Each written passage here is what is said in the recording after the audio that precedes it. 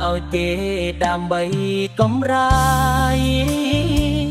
មិនថាយប់ថ្ងៃដើម្បីបានហូបគ្រប់គ្រាន់បាក់ប្រាក់ខែហើយ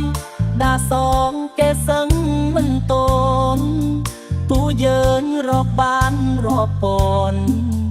ក៏សងគេមិនគ្រប់ឡើយពេលក្លែងខ្លួនឈឺខោកាមិនបានទ្រុបទ្រុំខ្លួនប្រានដោយសារជំងឺចុងរៃមិនថែខ្លួនប្រានពេលមានកម្លាំងពេញយាយពេលឈឺគ្មាននៅសល់អ្វីទើបយំនឹកស្ដាយស្រណោ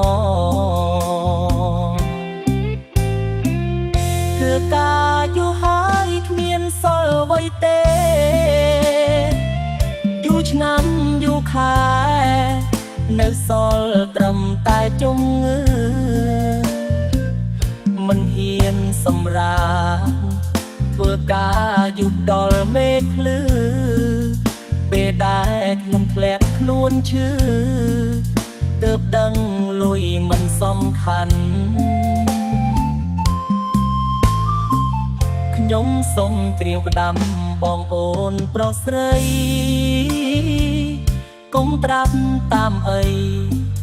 ក្នុងលោកគ្មានអ្វីខាត់ថែមើលថែខ្លួនហើយពុំអោឈឺលើកុនទេលុយមិនអាចជួយយើងទេត្រូវខំថែសុខភាពឲ្យអ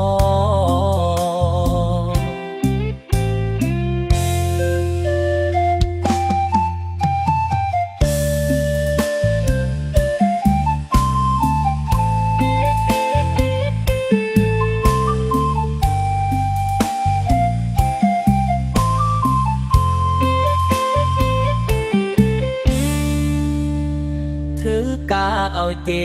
ដើម្បីកំរាយមិនថាយប់ថ្ងៃដើម្បីបានហូបគ្រប់គ្រាន់បាក់ប្រាក់ខែហើយដាសងគេសឹងមិនតន់ទូយើងរកបានរាប់ពាន់ក៏សងគេមិនគ្រប់ឡើ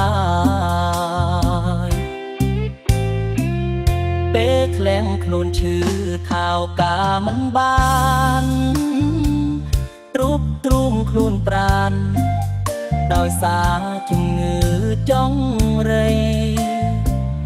មិនថែខ្លួនប្រានពេលមានកម្លាំងពេញយាយពេលឈឺគ្មាននៅសល់អ្វីទើបយំនឹកស្ដាយស្រណោធ្វើការយូរហើយគ្មានសល់អ្វីទេយូរឆ្នាំយូរខែនៅសល់ត្រឹមតែជំងឺមិនហ៊ានសម្រាក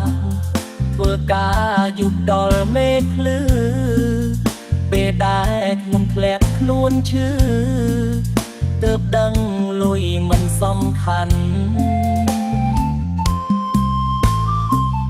ខ្ញុំសូមត្រៀមផ្ដាំបងប្អូនប្រុសស្រី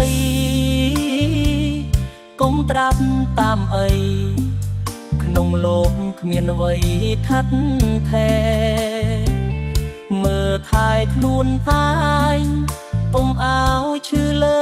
កុនទេលុយមិនអាចជួយយើងទេត្រូវខំថែសុខភាពឲ្យអ